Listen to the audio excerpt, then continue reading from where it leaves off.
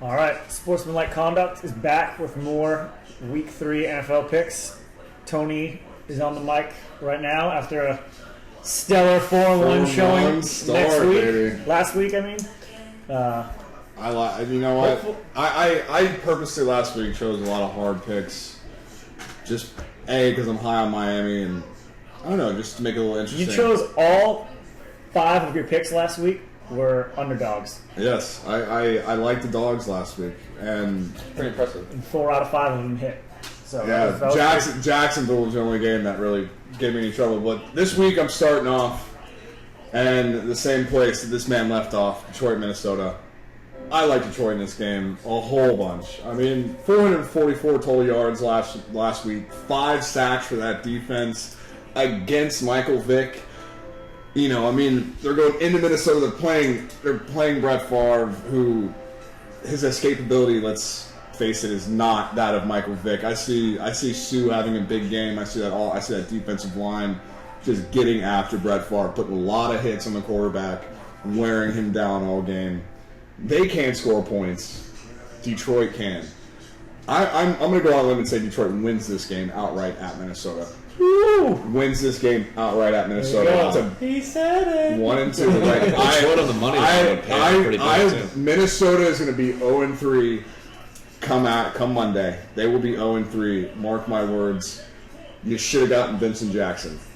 Bold. You didn't. Bold prediction right there. But you know what? I'm sticking with it. Next game I'm going to is Buffalo at New England.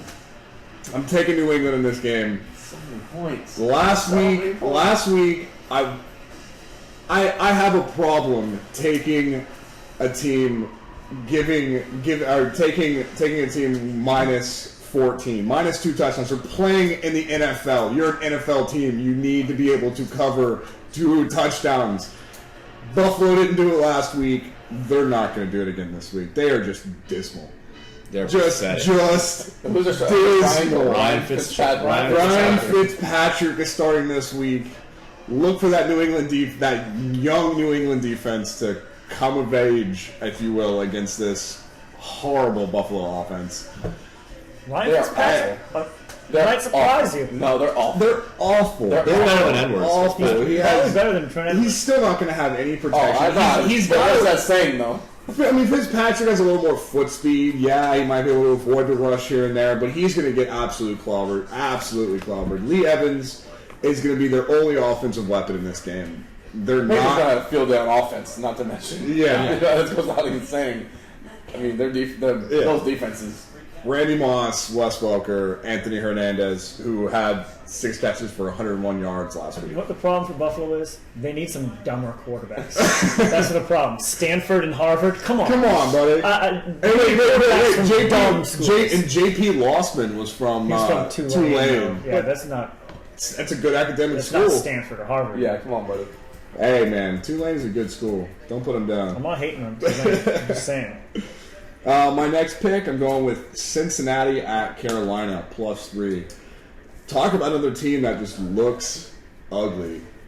Carolina Panthers. Both sides of the ball is awful. Just ugly. Jimmy Clausen's getting the start this week. We're going to see what he does. I mean, like last week at the end of the game, he put together a really good drive, and then they didn't get it in on 4th and 1 with Jonathan Stewart. Like, put together a really good drive, 76-yard drive, but... And mop-up time, though. Yeah, exactly. It was already 20-7. Like, there was nothing that they could do. I don't see Carolina doing anything against the Cincinnati defense that showed up last week. Yeah. Finally. They got torched by the Pats, and then they finally showed up last week against the Baltimore Ravens. 4 picks with Joe Flacco. Jimmy Clausen, a rookie... I'm seeing another 4 picks. Yeah. At least 3 or 4 turnovers on the offensive side of the ball. This game, and for it to be only 3 points, how does Cincinnati not win this game by a touchdown? Yeah, I agree with that. How do they not? If they don't, it's kind of an embarrassing. It's one of my picks. I think it's an embarrassing game. I'm not adding anything right now because I'm going to save something for when I choose this game. Also, there might not be anything left. I know we got a lot of similar picks here. I know. Well, we all, That's all right. we all think alike.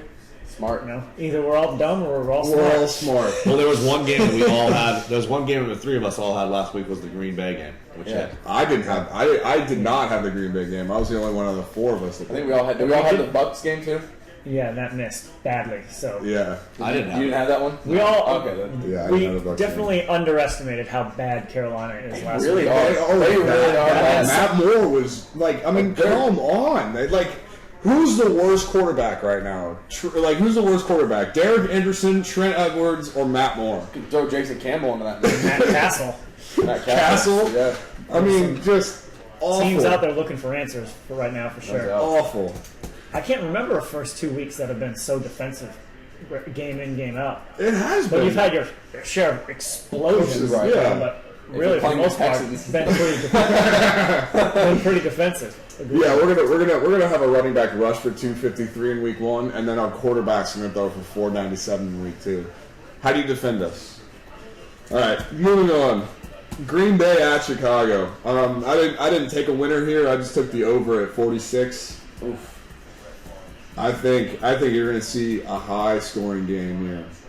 You think that Bears offense can really torch that? You know what? Packers defense? 46 points. I'm thinking the Packers put up 31.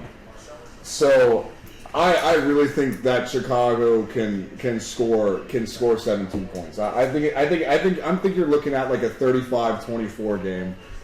I can see that. You know, It's gonna be a high-scoring game. in the favor of Green Bay. I think it's going to be a shootout. I think Mike Martz and Jay Cutler meld well together, and I think it's proven. I mean, they beat Dallas last week. I mean, their offense looked great. Jay Cutler doesn't turn the ball over once. They only scored 19 against Detroit, but they did move the ball in that game. They did move the ball, and Cutler had 2 picks in that game. He doesn't have any picks last week. Those for 3 touchdowns against a great Dallas defense. Great Very Dallas good. defense. I don't know about Very good. Top I 10. mean, yeah, dude. I mean, they're They haven't looked very good. They've had a top 5 defense the last 3-4 Yeah. years. Okay, consecutive. fine, but I'm just How are they saying- not a top But defense? on paper.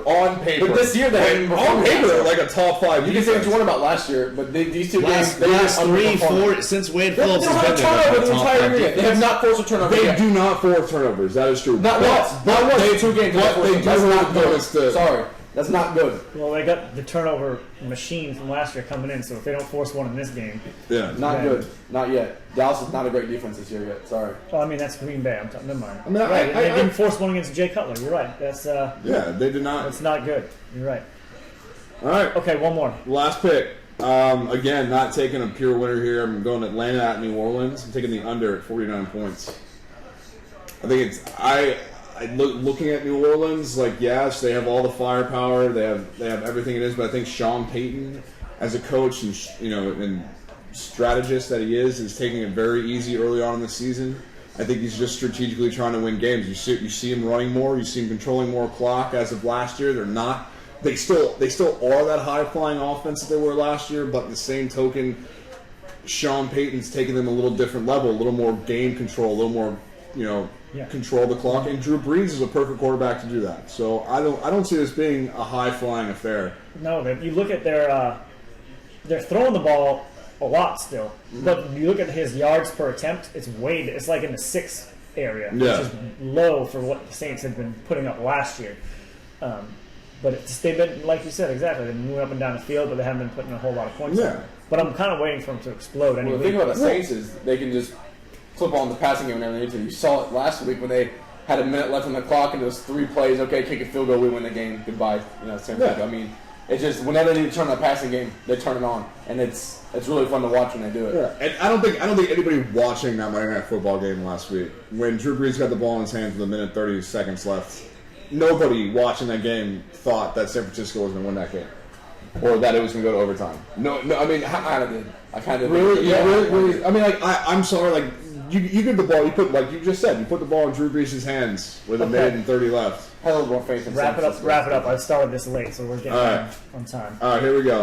Like I said, Detroit, Detroit plus 11 at Minnesota. New England minus 14.5 at home. Cincinnati minus 3 at Carolina. The over in the Green Bay Chicago game at 46, and the under in the Atlanta New Orleans game at 49. All right, 4-1 last week. Let's see how he does this week.